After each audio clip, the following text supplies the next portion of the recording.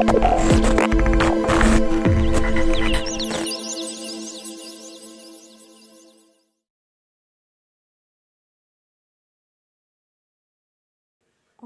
hi everyone. I think we can already start, just 2 p.m. So yeah, welcome to our talk today. We are talking about hitting the ground running, implementing an e-commerce in no time using a boilerplate approach. I hope you can understand me now. Is that better? Yeah? Okay, perfect. All right. Yeah, then let's have a quick look at us, about us. So my name is Christina Keil. I'm a product manager at About You and in our business unit Scale. And I am working for About You since around about 1 year. And I am responsible for the Storefront Core, our front-end product in Scale. And yeah, next to me is standing Juan Garcia. Maybe you want to introduce yourself. Yeah, hi, my name is Juan Garcia. I'm working for Scale as a front-end lead developer for the last 2.5 years. Now, I'm here to hopefully tell you a little bit and give you some backgrounds of the technical side of life. Perfect. Thank you, Juan. Yeah, so let's have a look at today's content. So first of all, I would give you a quick introduction to Scale. If you haven't heard anything of it yet, could be the case. Then I will proceed with the boilerplate approach, where I will introduce you to our Storefront Core. And Juan will guide you through the technical architecture of the Storefront Core and will display also our first implementations and learnings we made so far. In the end, I will also give you a quick outlook and a vision of the Storefront Core, and afterwards we will also have time for a little Q&A session. Okay, so yeah, let's start with Scale first of all. So Scale is the B2B service unit of About You, and About You Holding SE runs in two different business lines. So most of you probably have heard of About You as the fashion platform, but since 2017-18, we are also selling our technology to brand and retailers to scale their business across technology, operations, and online marketing. Our mission is to empower brands and retailers to significantly grow their digital business.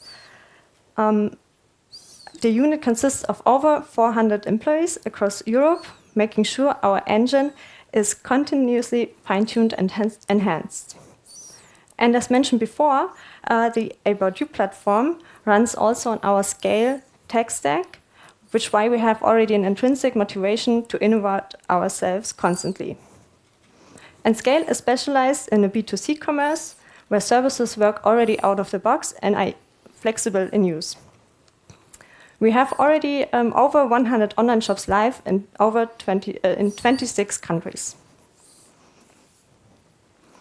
Okay, so I will give you a short overview of our out-of-the-box capabilities.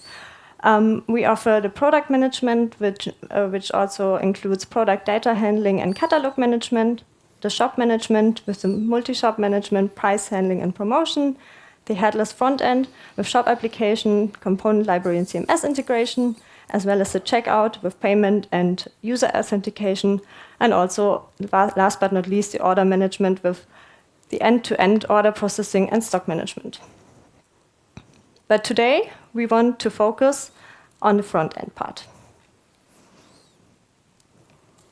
And this is where you get to meet our Scale Storefront Core. So the Storefront Core is an all-in-one white label solution for quickly building e-commerce, high-performance e-commerce shops for Scale commerce engines. Our aim is to make it extremely easy and quick to build a best-in-class shop front-end. It is based on a modern tech stack, based also on Vue.js and Nuxt.js, which is connected to Scale APIs and a checkout module. But we will get into technical details later on.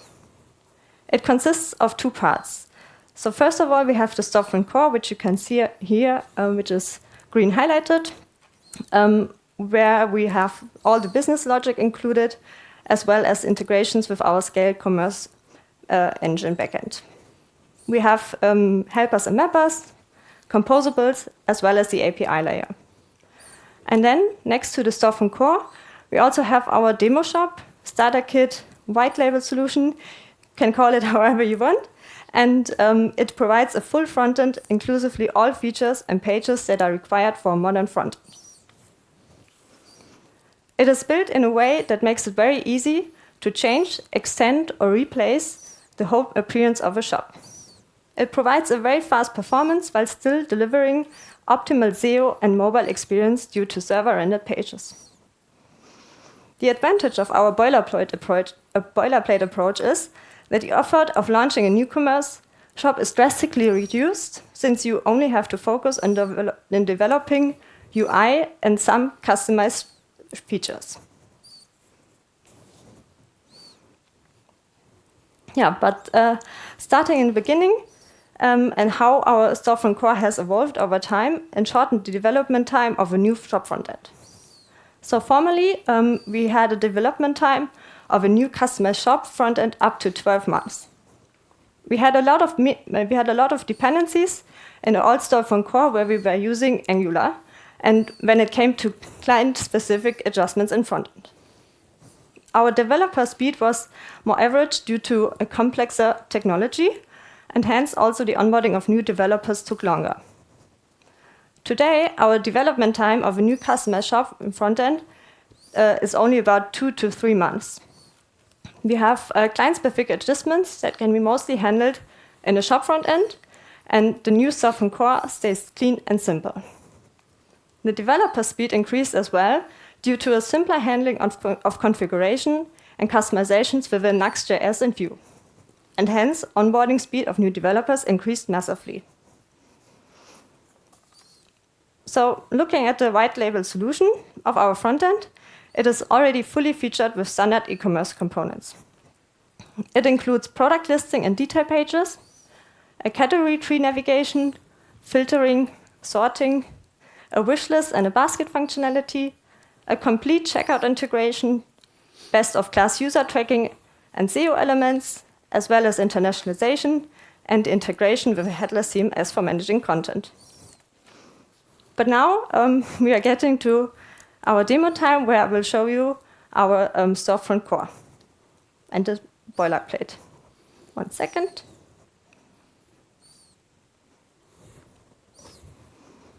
Okay, so this is our homepage, this is our demo shop, and first of all you can see the homepage with some CMS elements. So everything what you can see on the homepage is basically firstly coming from our CMS integration where we are using Storyblock.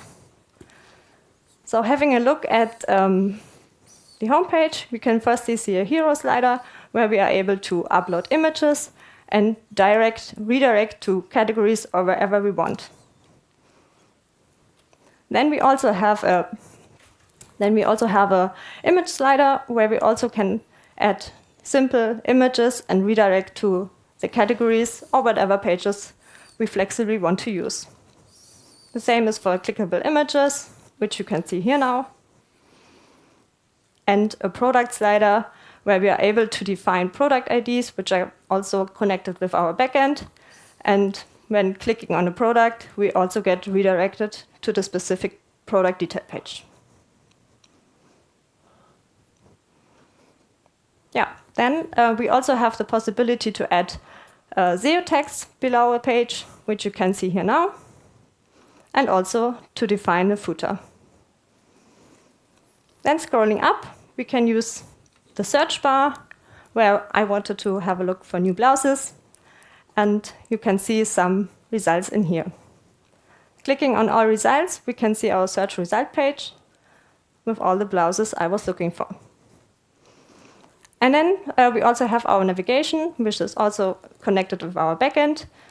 And we can see, for example, men accessories, and then also the women product listing page. We are able to add products already in the wish list. We can already remove them from the wish list. And it's all out of the box, all functioning. We can also sort, for example, price descending. You can see the results here.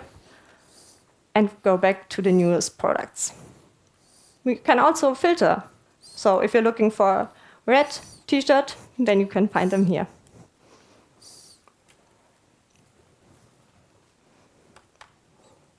Okay, we remove the filter again, and then switch back to the wish list. On the wish list, we also have the possibility to remove again the products. We can also add them to the basket, and this is how this looks now. When we're going to the basket, we are also able to add and remove products from the wish list. We can change the amount, and we have the summary on the right side. Okay, and then we can continue with our shopping and go to the checkout, where our demonstration will end now.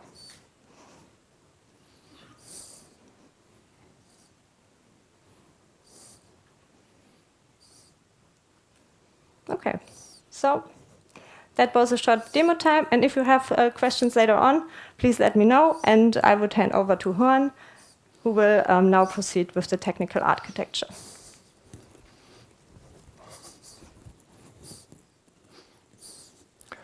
Cool.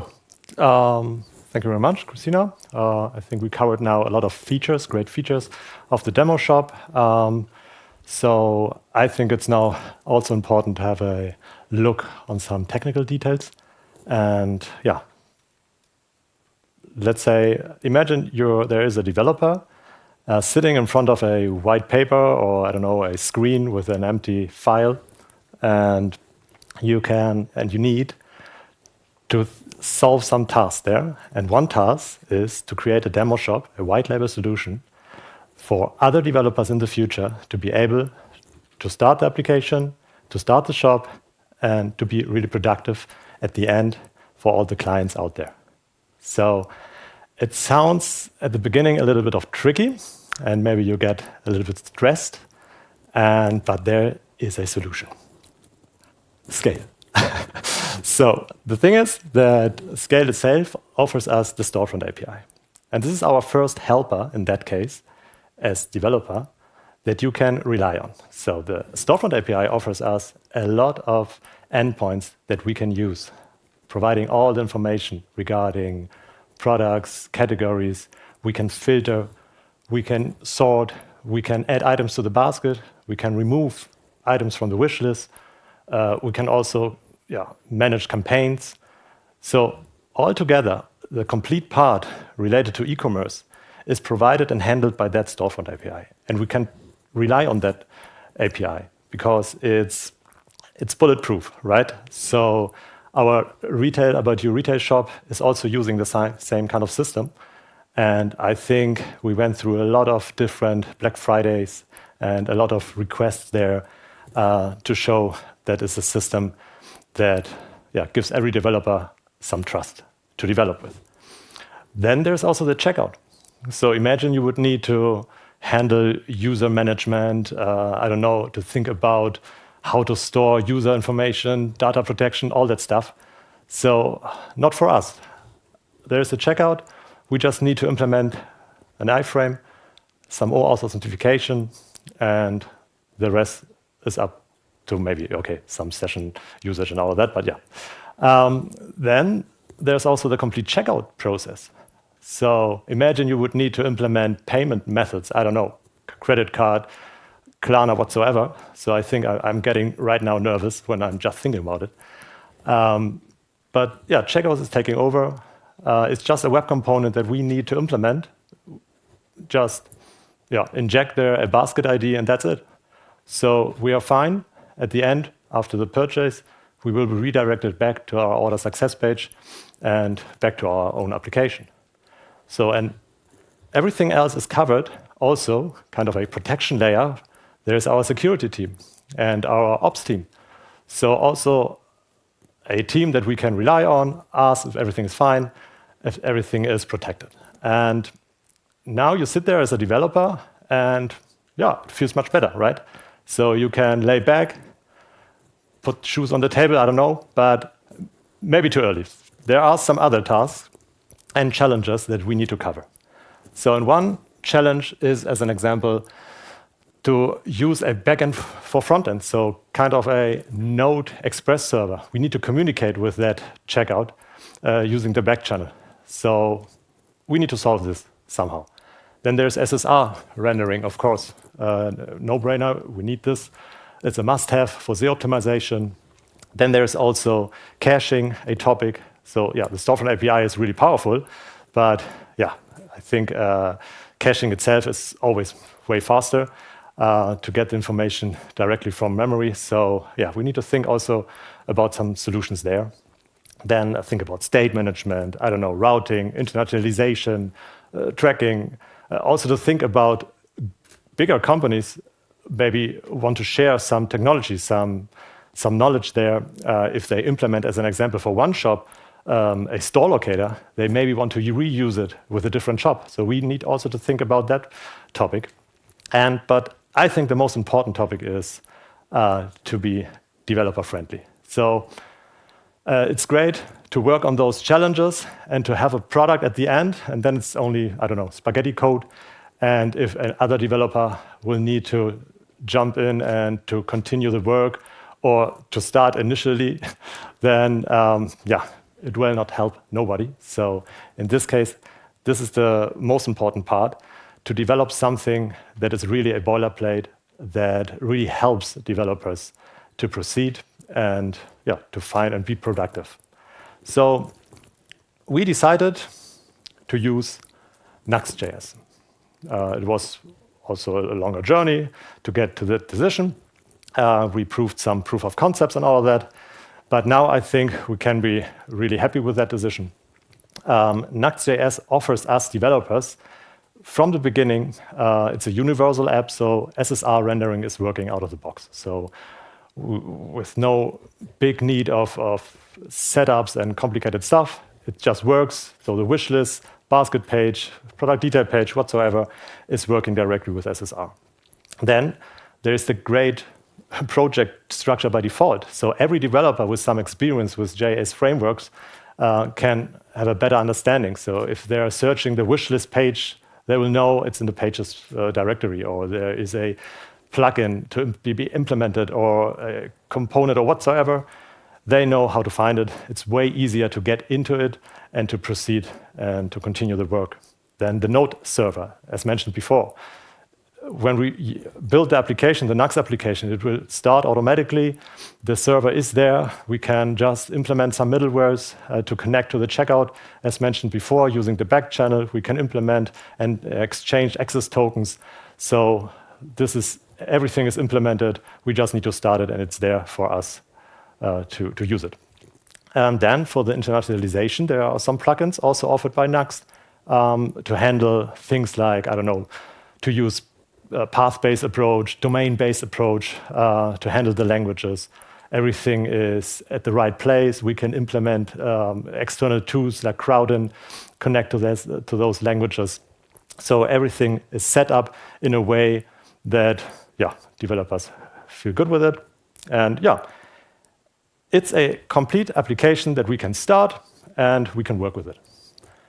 So then we also decided to use the Composition API. The Composition API helps us, from one side, to have a better code structure. So normally, when programming with Vue, everything is separated with the data, functions, and methods. But now we can use just that setup method and return all the values that are necessary for the front end. And in this case, it's also a great topic to use those custom composition functions, composables in that case. This is now an example that we can use UseBasket. So this is now an example for UseBasket case. Oh, sorry. For UseBasket, we can fetch. Oh, 1 second. Hey, cool. We can fetch. Also, first, we implemented everything from our Scale core. So it's an external package provided by us with different composables for a lot of helpers, like for the basket page, use basket, or use wishlist, use filters, or whatsoever. And then the implementation is really easy. using those composables. We just need to fetch the data. The data is fetched from the Storefront API, as mentioned before.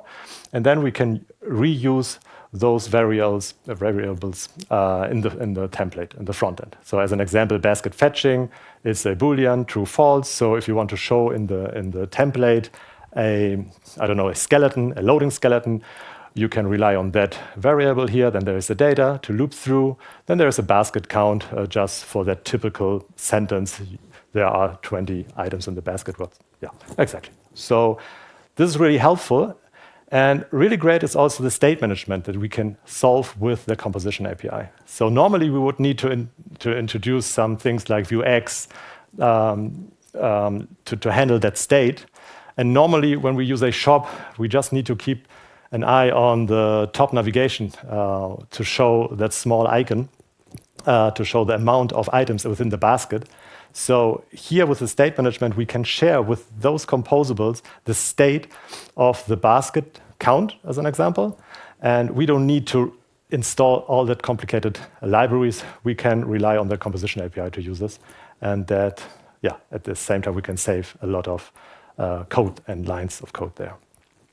Then let's keep an eye on caching. At the beginning, we started to use Nginx for caching, and everything is fine with Nginx, but the Nginx approach. Problem here is that you really need a little bit more experienced developers to work with it. So a normal medium front-end developer, I don't know, it's kind of difficult to find someone that is able to also set up some Nginx caching and to later debug everything. So you would rely really on a developer that is really experienced in that part. And you can cache maybe a complete page, right? And it's really fast, it's really good. But we thought about a better solution in that case to be able to separate the logic. So there is, as an example, in the navigation, there are the categories that maybe we need to save the cache for a time to live of maybe a week, I don't know, as an example now. So because there is never a new category once in a week. And for the content pages, as an example from the content management system, the content management they want to change the content every 5 minutes, I don't know, just an example. So in that case, we can use this wrapper around our call to the Storefront API, just wrap it with the cached. We can set up the time to live, define a cache key. This is exactly the key, really good for debugging, to navigate through the database. It's optional, so we also can define a default value there. And so this is just an example to give a possibility and way more freedom to decide by our own what request we can cache and set the time to live in a better way. So this is just Redis. And of course, Redis is really fast and I think a really good caching solution there. And then we also decided to use, last but not least, Tailwind. I know that maybe there are some developers. We can start a fight with the Tailwind. There are some pros and cons. I don't know. I don't want to discuss now this here. But for us, I think with that productivity in mind, I think it was a good solution to decide to use Tailwind. So build your styles without leaving your HTML. This is the major slogan that you will find on Tailwind. And I think in our case, it's really the case. So imagine you would need here, need here to create a class name, like, I don't know, circle minus detail, whatever. And then you need to move all that stuff maybe here at the bottom of the file to a style tag or into a different file. So later in the review, you would start to discuss a lot, right? So there is one developer, this is not the right naming convention, and the merge request will take hours, days. So this is really good for the productivity. When you review the code, you're exactly at the right place. You can see that the color is changed. You can see also the tags where you are, and it's way easier to interact and to, yeah. So then we can save a lot of files and a lot of lines of code, of course. Yeah, so now with all that learning and optimizations, we figured out that it was way easier to develop some different pages in less time. So we started with the demo shop. It's a white label solution. Then after 1-2 weeks, we could set up the Tailwind setup, basic fonts, basic change of logos and whatsoever. And then around 4 weeks later, we can start to implement some special features like special tags, client-specific stuff, right? So, and of course, it will take, dependent of the product and the client and all the wishes, it will take longer. But that was our feeling for some different projects. So now I'd like to share also some implementations. This is now an example for FC Bayern. Went live, I think, last 2 weeks ago for Austria. And yeah, here we implemented a jersey configurator. So on top of our logic, to make it possible to customize different products, to set the name. And this is, I think, nothing special, right? So a developer with Vue experience can use our structure, can create an own page, maybe a special page for detail page for jerseys, and then they can start to implement that special logic there. So nothing, it's really good for developers to jump into that Nuxt structure and to develop their own specialties. And this was one great example, I think. Then also for edited, we implemented lookbooks. This is a good connection now to our content management system, Storyblock, we implemented. We can also implement others, so this is just also a wrapper that we decided to use now, Storyblock in that case. But here's the possibility to interact and to exchange the data with the content managers using Storyblock. They can create now different story lookbooks and define all the different products for that lookbook. And the same, or kind of the same for Depot. Depot was also challenging because of the product structure. So imagine here, we are not talking about fashion. We are talking about, I don't know, some products with suddenly with energy labels or measurements for tables. So we solved also that topic, and we were kind of proud of it to really demonstrate everyone that we can handle also a lot of different other products. And here is the shop, the look. So you can define, or the content management users, they can define a look, and you can find those products then in here listed, and then you can add all the items within the basket at one click, with one click, and continue your shopping experience there. So yeah, this is just a small insight and some examples.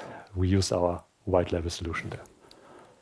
So yeah, now I would like to hand over for the vision of the storefront. Yeah, thank you, Juan. Yeah, so of course, the demo shop and the storefront core is already in a very good shape in our opinion, but there's always room for improvement. And yeah, we have some ideas in the backlog as well, and one would be to create a feature flag for extended features, what you have seen in the examples Juan mentioned just before. So right now, the demo shop has mostly like the standard e-commerce components, but we want to also enable feature flags for extended features, like you have seen lookbooks, size bundles, or out-of-stock reminder, etc. So this will be one goal of the storefront core, to enable also more specific features. Then the second one would be that we have a more automated shop creation process. Currently, if we create a new shop, there's a lot of manual effort we have to do. And right now we are already working on ideas how to make this more automated and less manual effort. Then the third point is that we want to have more flexibility in CMS systems. So as I mentioned before, right now we are using Storyblock. And we would like to offer more CMS systems for our clients so that they have a greater choice which CMS system they would like to use. And then, last but not least, the vision is that there is actually no feature which we do not cover in our boilerplate. So imagine a client has the most special requirements. We want to be able to provide it out of the box. And yeah, and that's it for now. Thank you very much.